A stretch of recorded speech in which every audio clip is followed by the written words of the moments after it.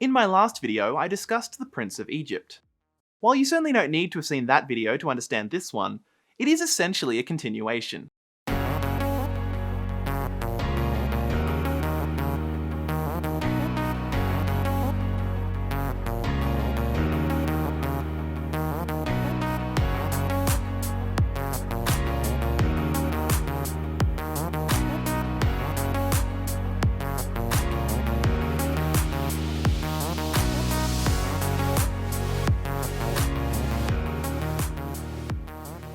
2 years after The Prince of Egypt, DreamWorks Animation released their first, and to date only, direct-to-video film, Joseph, King of Dreams. This film serves as both a prequel and spin-off, adapting the story of Joseph from the Book of Genesis.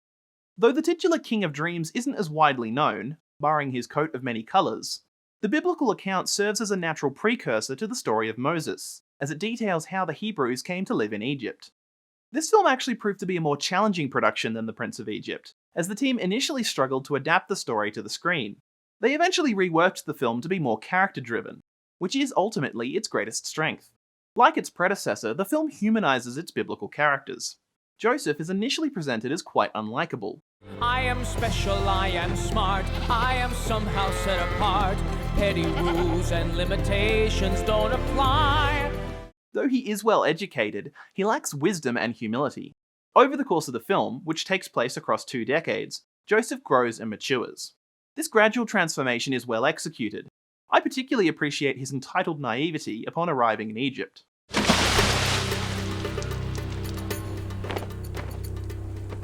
It's not for your face, it's for the floor. Unlike The Prince of Egypt, King of Dreams doesn't have a conventional antagonist. Instead, the story's adversity is derived from the characters' circumstances and relationships. The conflict between Joseph and his brothers feels relatable and realistic. Look at what your dreams have done. Don't get mad at me. I didn't ask for them. You didn't ask for this either, brother.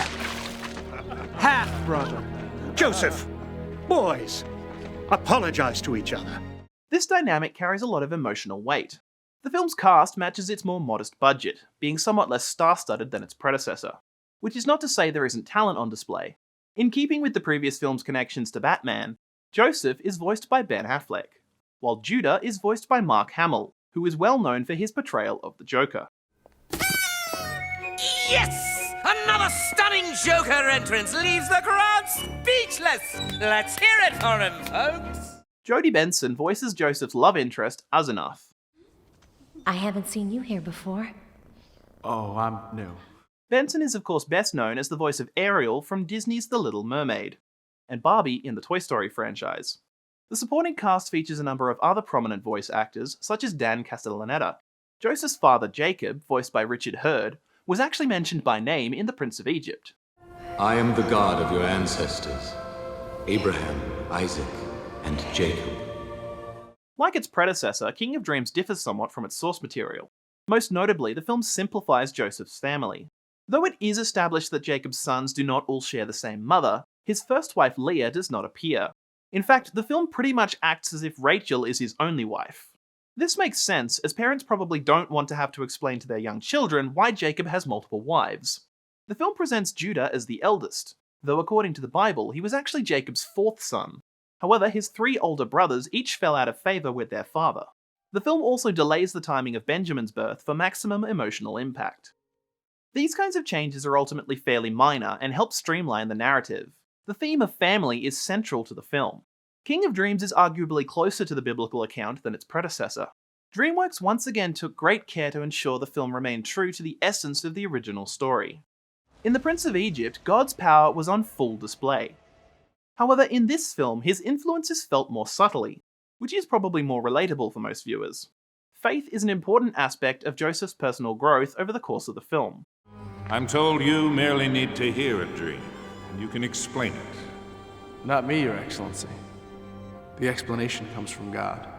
Tonally, King of Dreams is much lighter than its predecessor. However, the film doesn't shy away from the darker and more adult aspects of the biblical account. The 3 baskets also signify 3 days. In 3 days, Pharaoh will behead you, and birds will feed on your flesh. Despite appearances, King of Dreams was not an attempt to capitalize on the success of The Prince of Egypt. In fact, the film entered development while its predecessor was still in production. Being a direct-to-video film, King of Dreams is smaller in scope. The epic sense of scale seen in The Prince of Egypt is largely absent here. The animation often feels more flat. The character designs are also more inconsistent. While the main characters are well realised, matching the realistic style of The Prince of Egypt, many of the secondary and background characters are more cartoonish. That said, it is clear the artists cared about delivering the best film possible. There are several visually striking moments throughout, most notably the 6 dream sequences. Each one is visually distinctive and fairly abstract. Unsurprisingly, there are a number of callbacks to Moses' dream in The Prince of Egypt, including the use of animated hieroglyphs. Joseph's first dream directly foreshadows his brother's betrayal, which allowed the artist to cleverly recycle the animation. The film features 6 original songs written by John Bacino. Unfortunately, most of them are fairly forgettable. The most memorable numbers are written from Joseph's perspective, examining his emotional growth throughout the film. Without question, the standout song is You Know Better Than I.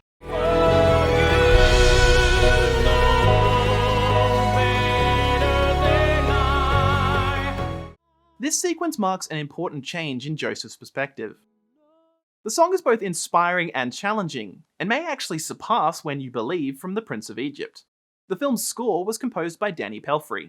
Hans Zimmer, who wrote the music for The Prince of Egypt, offered Pelfrey some foundational guidance. Pelfrey managed to give his music a distinctive sound while maintaining harmony with Zimmer's work. One shouldn't go into this film expecting The Prince of Egypt. Ultimately, the two are very different. Danny Pelfrey best described the follow-up as a companion piece. However, taken on its own merits, Joseph, King of Dreams is both entertaining and satisfying. Its brisk 75-minute runtime also makes it an easy watch. Though DreamWorks was open to the possibility of producing more biblical adaptations, that did not eventuate. Unfortunately, the studio abandoned traditional animation in favour of the more financially viable CG a few years later. Of course, that only makes these early offerings all the more special. As always, I'd love to hear your thoughts in the comments. Let me know if you have seen this film. If you enjoyed this video, why not give it a like? Maybe share it with a friend. Or an enemy. Either way, be sure to subscribe and turn on notifications to see more content here on Channel 73.